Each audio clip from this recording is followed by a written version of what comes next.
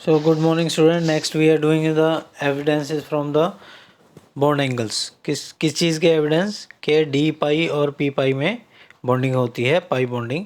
तो नॉर्मली मैंने बताया था कि पाई बॉन्डिंग पी और पी में होती है, लेकिन डी और पी में भी पाई बॉन्डिंग होती है. ये एविडेंस बॉन्ड एंगल से हम एग्जांपल देखेंगे कि कौन से एग्जांपल हैं जो बॉन्ड एंगल से पता चलता है कि उनमें पी पाई डी पाई बॉन्डिंग है. The trimethylamine molecule. It is a planar in structure, much like ammonia.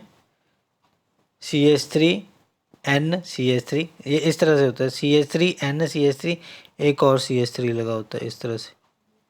ठीक है. तो तीन नाइट्रोजन पे, जैसे अमोनिया में नाइट्रोजन पे तीन हाइड्रोजन लगे होते हैं, इसमें नाइट्रोजन में तीन methyl group CH3 CH3 3H3 लगे होते हैं और उनका बॉन्ड एंगल 107 होता है.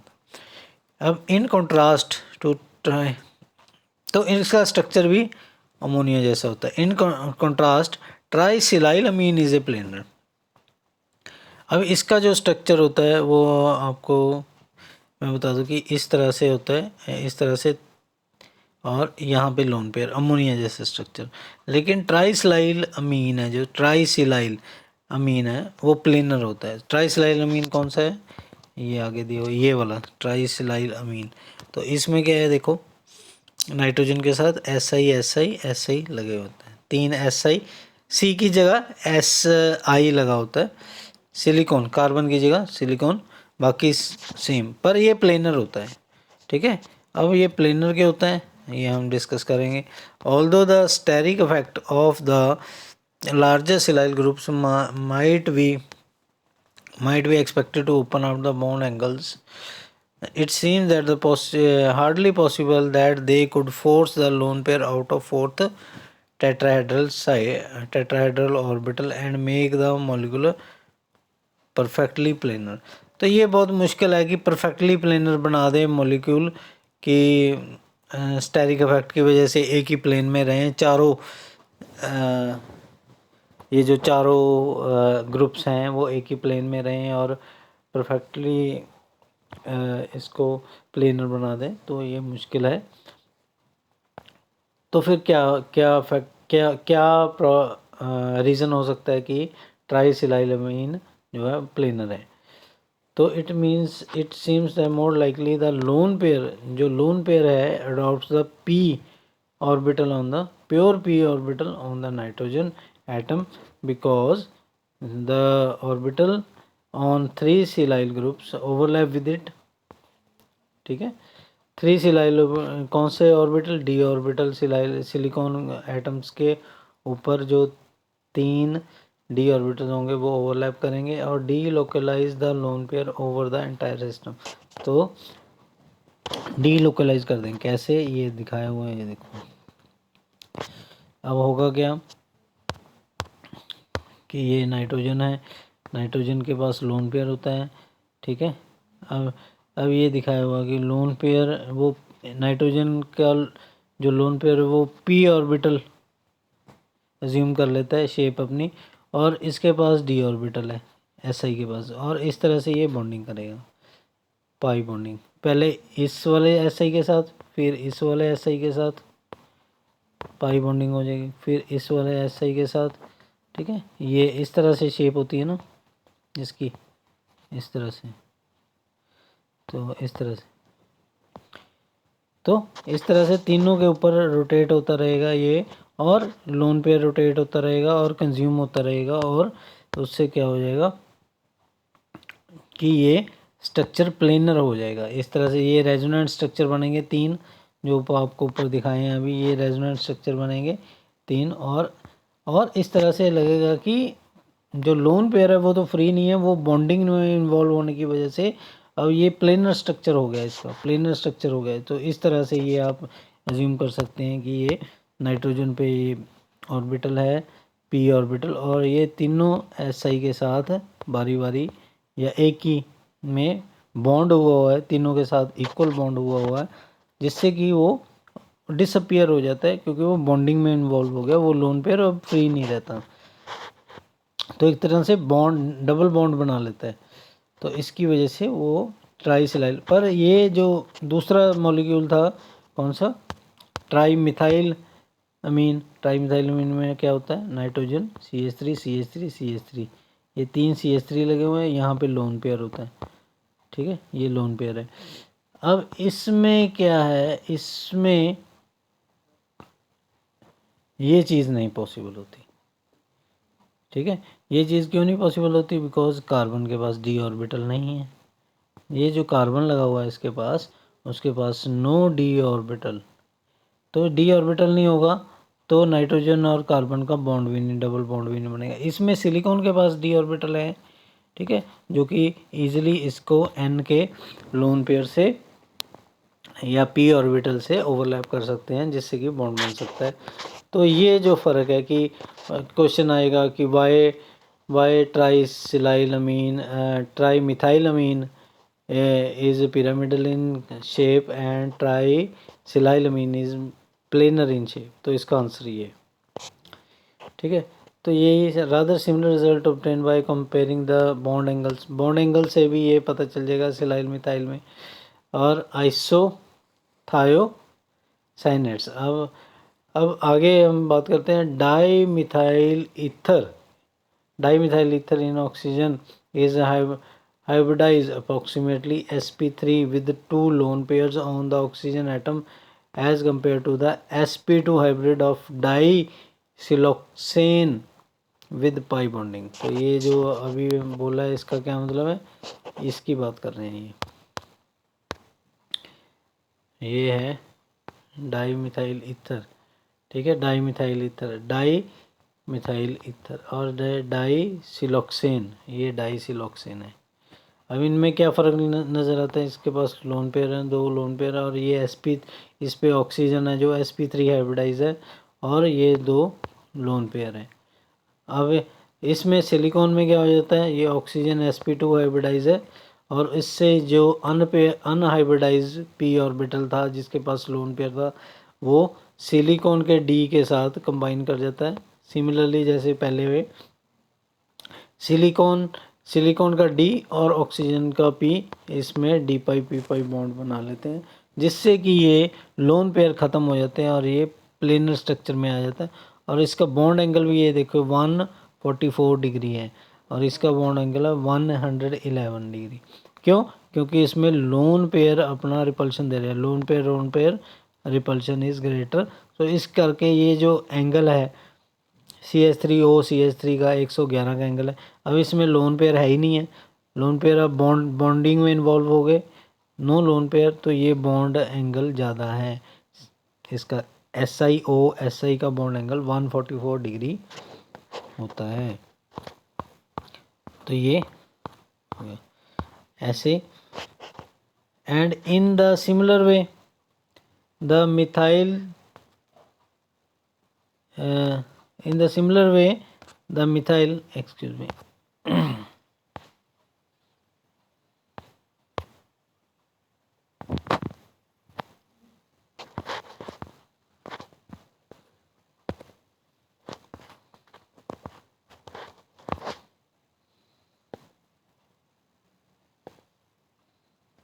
अच्छा, in the similar way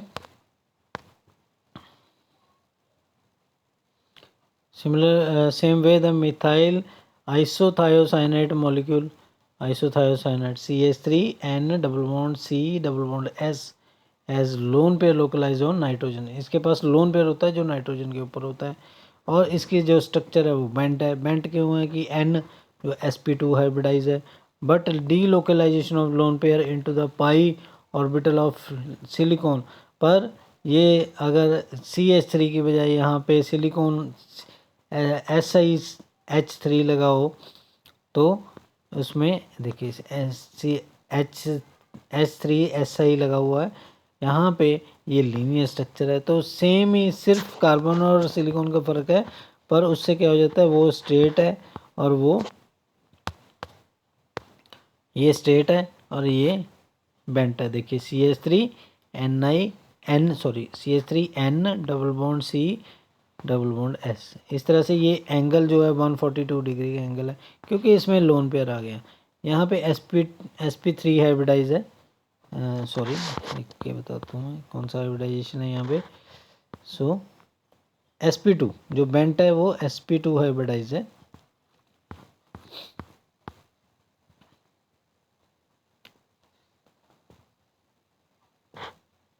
नहीं sp3 होनी चाहिए, ये थोड़ा यहाँ पे sp3 हाइब्रिडाइज होनी चाहिए, और यहाँ पे sp2 नाइट्रोजन sp2 हाइब्रिडाइज होना चाहिए, क्योंकि ये फिर ये n के साथ ये si इस तरह से बॉन्ड बना लेगा, d पाई p पाई बॉन्ड बना लेगा, जिससे कि वो लोन पेयर हट जाएगा और स्ट्रेट लाइन में सारे molecule si bond straight line में आ जाएगा।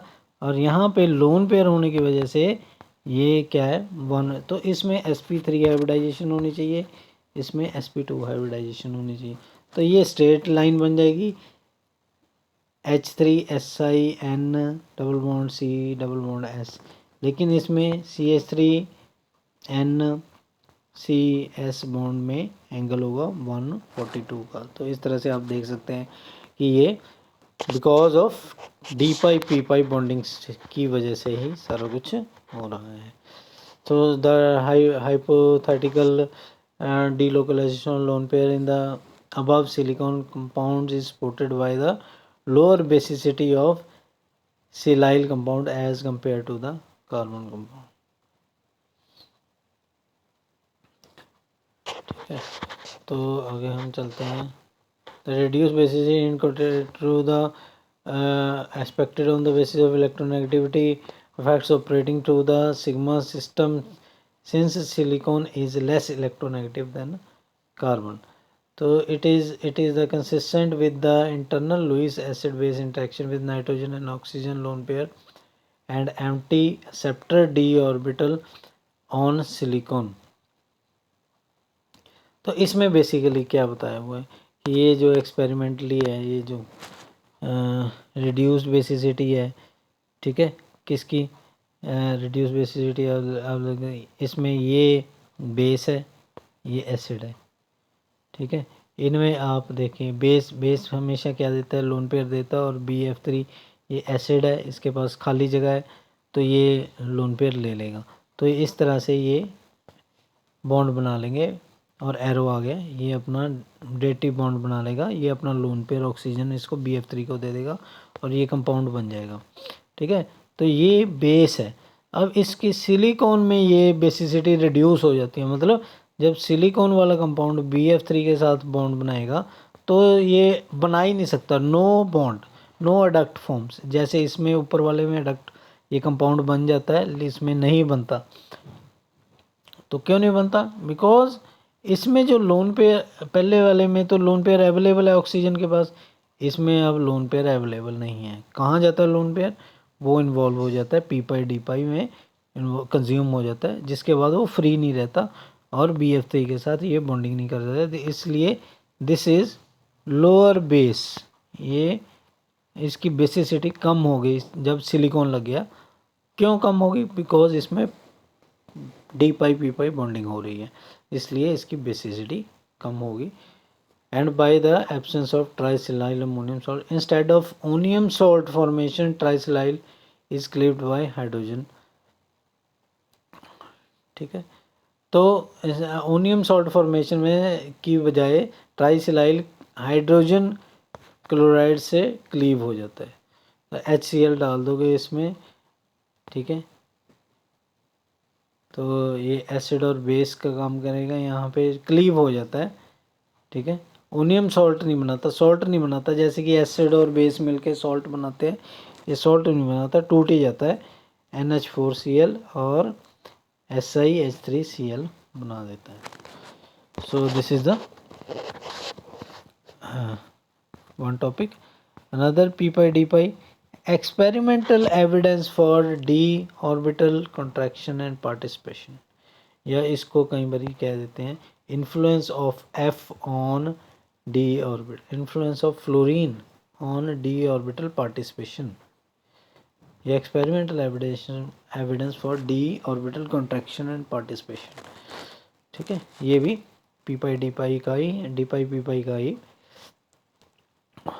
एक एग्जांपल है हम करेंगे इसमें सिंपल है। इसमें जो ये कंपाउंड है N, ये जो लास्ट में बनाया हुआ है NSF3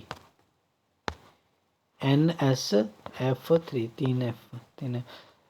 तो इसमें जो ये कंपाउंड बहुत स्टेबल है, ये रिएक्ट नहीं करता रूम टेम्परेचर पे, HCl से भी रिएक्ट नहीं करता जब हीट करते हैं तब।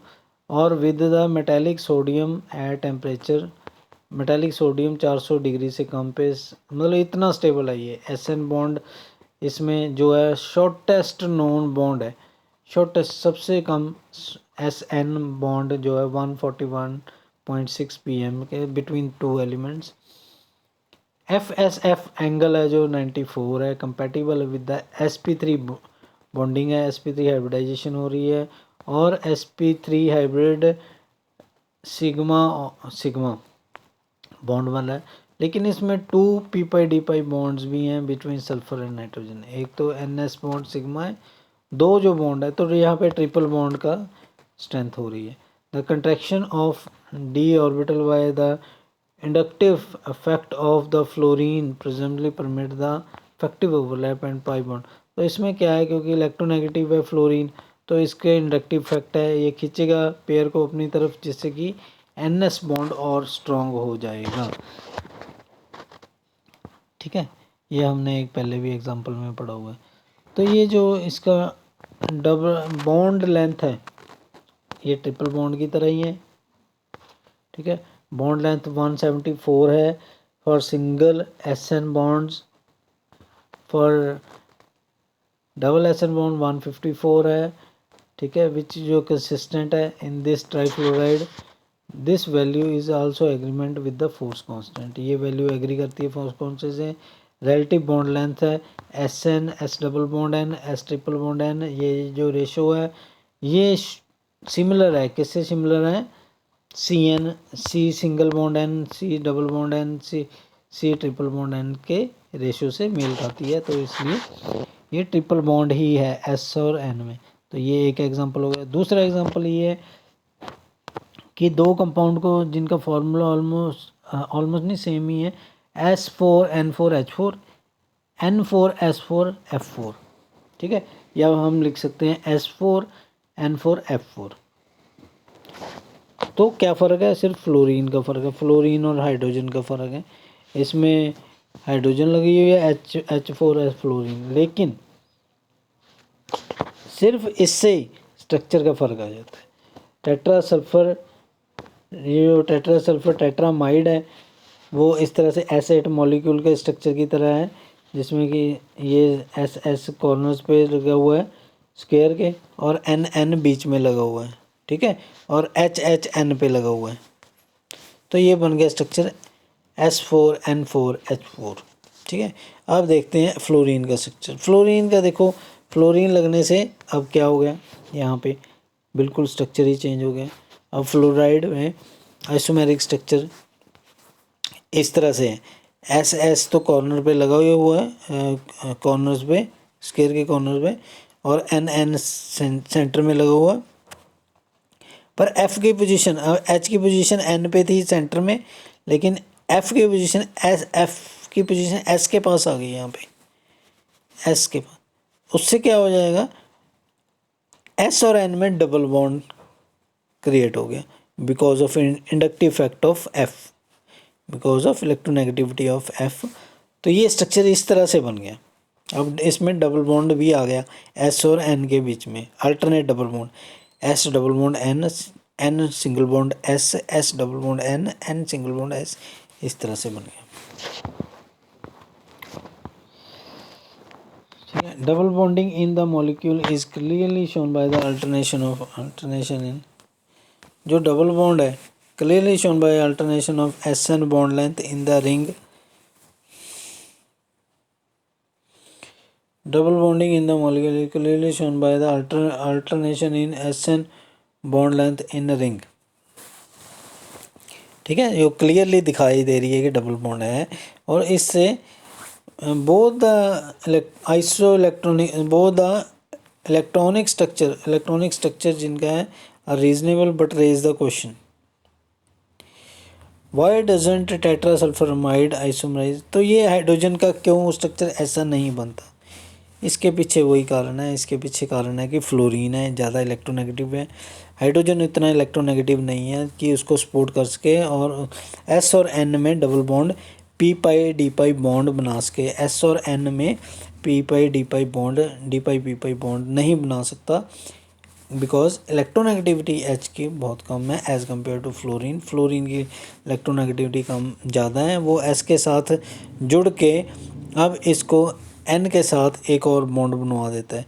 So this is the reason. ठीक है, अभी हम उससे आगे चलते हैं। जैसे ये है, ये कंपाउंड है, ये कंपाउंड है अनसिमेट्रिक सब्स्टिट्यूशन ऑफ, ये है फॉस्फाजीन सीरीज़ है, हेलोजन लगे हुए हैं, इसमें भी डी ऑर्बिटल और पाई बॉन्डिंग का एक्सप्लेनेशन है कि इसमें देखो ये रिंग में क्या है, nitrogen phosphorus double bond nitrogen, single bond phosphorus double bond nitrogen, single bond phosphorus double bond, तो इस तरह से ये बना हुआ है। अब फास्फोरस पे क्या लगे हुए हैं, यहाँ पे हेलोजन लगे हुए हैं और यहाँ पे फिनाइल ग्रुप लगा हुआ है। तो इससे क्या हो जाता है, इससे जो रिंग डीफॉर्म हो जाता है, because fluorine is electronegative, more electronegative and जो फिनाइल ग्रुप है इलेक्ट्रोपॉजिटिव होने की वजह से अब ये इसमें क्या हो जाता है, ये प्लेनर रिंग नहीं रहता, इस यहाँ से थोड़ा सा फोल्ड हो जाता है, बिकॉज इसमें जो फॉस्फोरस नाइट्रोजन, इसमें जो पाई ओवरलैप है वो थोड़ा वीक हो जाता है। बाकी यही एक्सप्लेनेशन आप पढ़ लेना यहाँ से। ठीक है, क्योंकि ये देखो नाइट्रोजन और फ्लोरो सब्स्टिट्यूट फास्फोरस तो कोप्लेनर है, एक ही प्लेन में है, but phenyl substitute phosphorus lies, जो फिनाइल सब्स्टिट्यूट फास्फोरस है वो 20.5 सेंटीमीटर पिकोमीटर प्लेन के अबव है, यानी कि इस अगर हम इस तरह से देखें तो ये इस तरह से थोड़ा सा अबव है, इस तरह से। तो this explanation offered is that the more electropositive phenyl group cause the expansion of phosphorus, जो इलेक्ट्रोपॉजिटिव है फिनाइल ग्रुप तो फास्फोरस डी ऑर्बिटल को एक्सपेंड करता है, इसलिए लेस ऑफिशिएंट ओवरलैप है with the P of the nitrogen atom, इससे पाई system weak होता है और अलाउ करता है रिंग को डिफॉर्म होने में और PH2P मोइटी को बेंड होने में। ठीक है, तो ये हो गया। अब मैं आता हूँ लास्ट इस पे, इसके टॉपिक पे एग्जांपल पे कि ये अब ये आप देखिए इसमें क्या reactivity and D orbital participation, reactivity का और डी ऑर्बिटल पार्टिसिपेशन से क्या फ़र्क पड़ता है।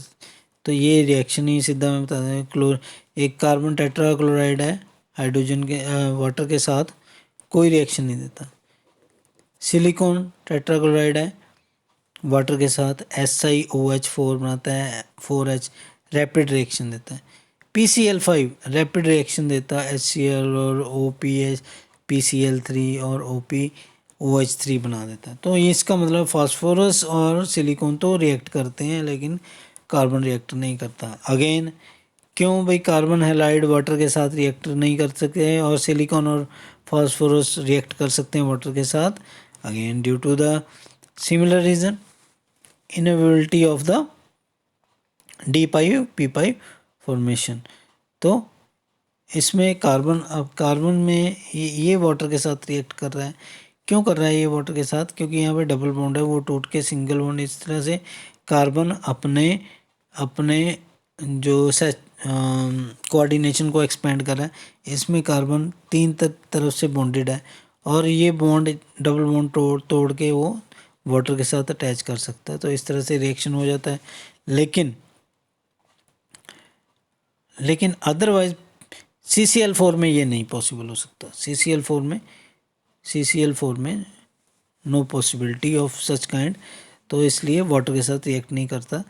और अनसैचुरेटेड कार्बोनाइल जो है रिएक्ट कर जाते हैं, अनसैचुरेटेड जिसमें C डबल बॉन्ड O है, अनसैचुरेटेड है due to possibility of carbon expanding its coordination cell, तो उससे कोऑर्डिनेशन नंबर 3 से 4 एक्सपेंड कर लेता है by lowering its activation energy. Activation energy कम कर देता है। So carbon tetrachloride can not follow the simple path. Carbon tetrachloride ऐसा पाथ नहीं फॉलो कर सकता क्योंकि एक्सपेंड नहीं, वो तो ऑलरेडी 4 है, 4 से 5 नहीं हो सकती कोऑर्डिनेशन। कार्बन की कोऑर्डिनेशन 4 से 5 नहीं हो सकती। क्यों? Because inability of the d orbitals, उसके पास नहीं है डी ऑर्बिटल। बट सिलिकॉन और फास्फोरस के पास ये प्रिविलेज है कि उसके पास 3D ऑर्बिटल है, एक्सपैंड हो सकते हैं। ठीक है, जैसे ये हैं 5 क्लोरीन लगे हुए हैं, 6वां हाइड्रोजन भी लग सकता है और 6 कोऑर्डिनेशन नंबर हो सकता है और OPCH-Cl3 बना सकता है।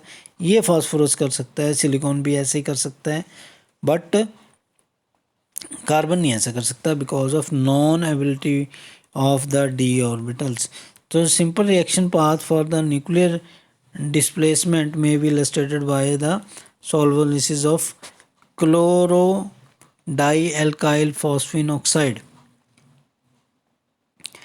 तो इसमें क्या होता है, रिएक्शन न्यूक्लियर डिस्प्लेसमेंट का रिएक्शन है जो बताया हुआ है, which can be illustrated by solvolysis of chloro di alkyl phosphine oxide. तो इसमें अब PrR-OCl ये न्यूक्लियोफाइल है, नेगेटिव है, अटैक करेगा फास्फोरस को। ठीक है, और ये एक्सपेंड कर लेगा अपने आप को 5 से, और उसके बाद Cl निकल जाएगा और इस तरह से बॉन्ड बना लेगा CH3 के साथ। तो ये एग्जांपल आपको एक और दिए हुए हैं। So this is all for today. Okay.